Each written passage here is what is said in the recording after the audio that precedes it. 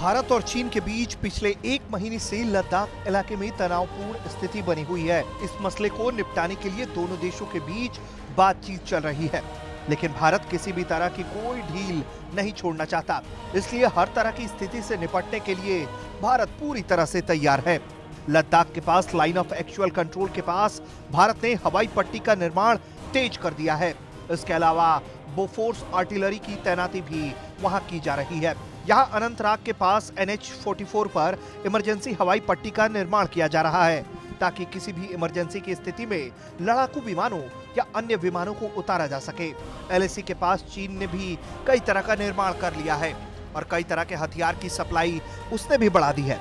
दूसरी ओर भारत की ओर से करीब 60 बोफोर्स आर्टिलरी गन को लद्दाख के पास फॉरवर्ड पोजीशन पर भेजा जा रहा है। भारतीय सेना की ओर से कहा गया है कि वो चीन के साथ ताजा विवाद को सुलझाना चाहते हैं, लेकिन किसी भी तरह की स्थिति से निपटने के लिए भी वो पूरी तरह से तैयार है। 2 मई से लाइन ऑफ एक्चुअल कंट्रोल पर चीन की तरफ से घुसपैठ के बाद अब भारतीय सेना ने भी कड़े उपाय और कदम उठाए हैं। जहां एक तरफ चीनी सेना के साथ साथ भारतीय सेना ने भी अपने सैनिकों की तादाद लाइन ऑफ एक्चुअल कंट्रोल पर बढ़ा दी है। उसके साथ साथ अब पहली बार बोफोर्स तोपों को लाइन ऑफ एक्चुअल कंट्रोल के फॉरवर्ड इलाकों में रवाना किया जा रहा है।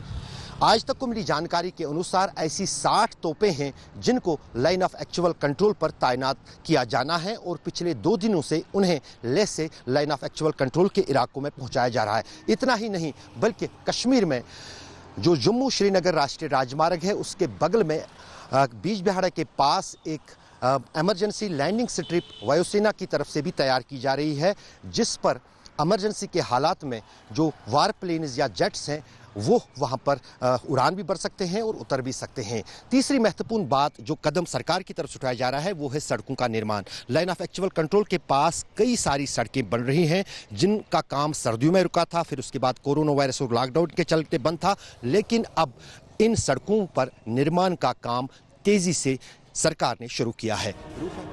लद्दाख की गलवान घाटी में भारत और चीन की सेनाएं पीछे भी हटी हैं।